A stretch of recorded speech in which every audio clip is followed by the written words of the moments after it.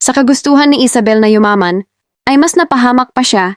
Lumaki si Isabel na isang mahirap at puro inggit ang nararamdaman. Kaya nang siya ay nagdalaga na, pumasok siya bilang isang labandera sa bayan.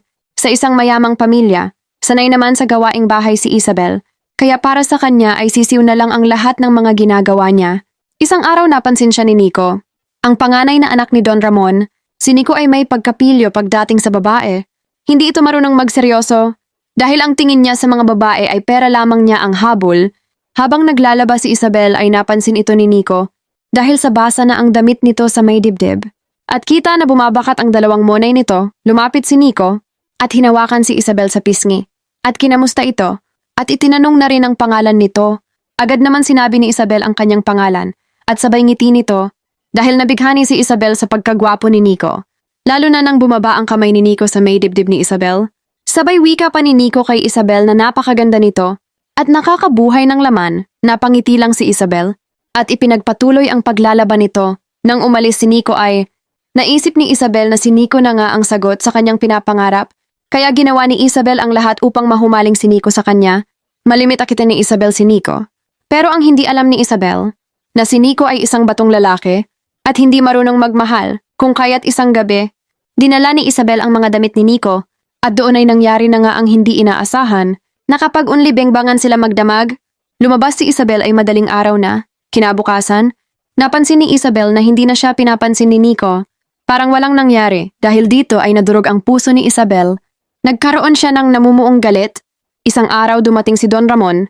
Kasama ang matapat niyang driver na si David, si Don Ramon ay wala ng asawa. Pero kahit na matanda na ito ay matikas pa rin ang pangangatawan nito, si Isabel ang nagbukas ng gate para makapasok ang sasakyan. Pagbaba ng matanda ay agad naman bumati si Isabel na nakangiti. Mabait sa kanya ang matanda. Sa tuwing galing ito sa out of town ay laging may pasalubong para kay Isabel. Kaya nang ibinigay ng matanda ang pasalubong nito, ay sobra ang saya. Dahil may bago na naman siyang mga damit at sapatos, makalipas ang ilang linggo ay sumama ang pakiramdam ni Don Ramon. At ang gusto niya na mag-alaga sa kanya ay si Isabel. Kaya naman ay inalagaan ni Isabel ang matanda. Hanggang sa nahulog ang nararamdaman ng matanda kay Isabel. Naisip ni Isabel, kung bigo siya sa anak, dito naman siya sa ama ang tunay na milyonaryo. Dahil sa pag-aalaga ni Isabel kay Don Ramon, mabilis itong gumaling. Bilang ganti kay Isabel, ay inilibot ng matanda si Isabel sa buong mundo. Mas nahulog pa ang loob ng matanda kay Isabel. Hanggang bumigay na ang dalaga sa matanda. Nakipagjugjugan na rin si Isabel dito. Ngunit hindi na satisfied si Isabel. Kaya naman, nang mapansin niya ang driver ni Don Ramon na si David, agad niya itong inakit. Sa loob ng sasakyan sila pumuwesto. At doon ay binuhos ni Isabel ang buong lakas niya. At naramdaman niya kay David ang tunay na ligaya. Walang paglagyan ang saya niya, kaya simula noon, sa tuwing natutulog na ang matanda, ay pinupuntahan niya si David para makipagjugjugan. Walang kaalam-alam ang matanda na pinaglaruan lamang siya ni Isabel. Lumipas ang mga buwan na ganun ang ginagawa ni Isabel. Isang araw nagulat si Isabel.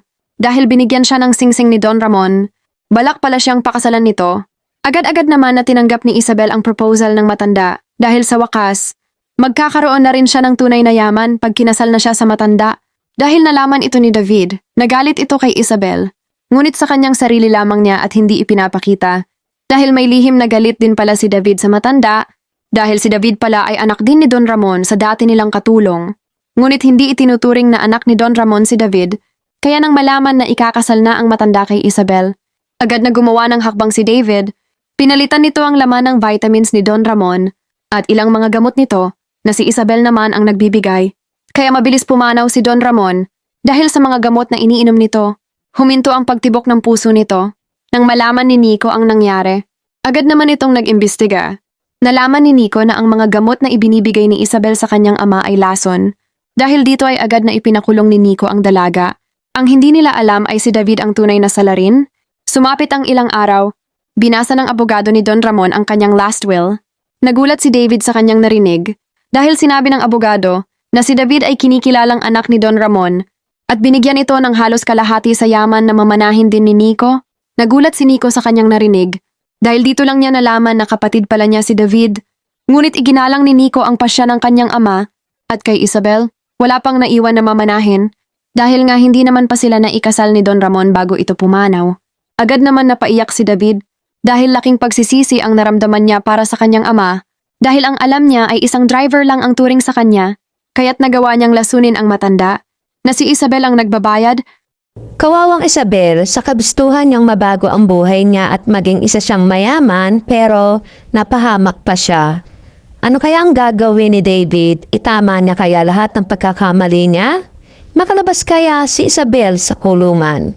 Hintayin natin ang susunod na episode.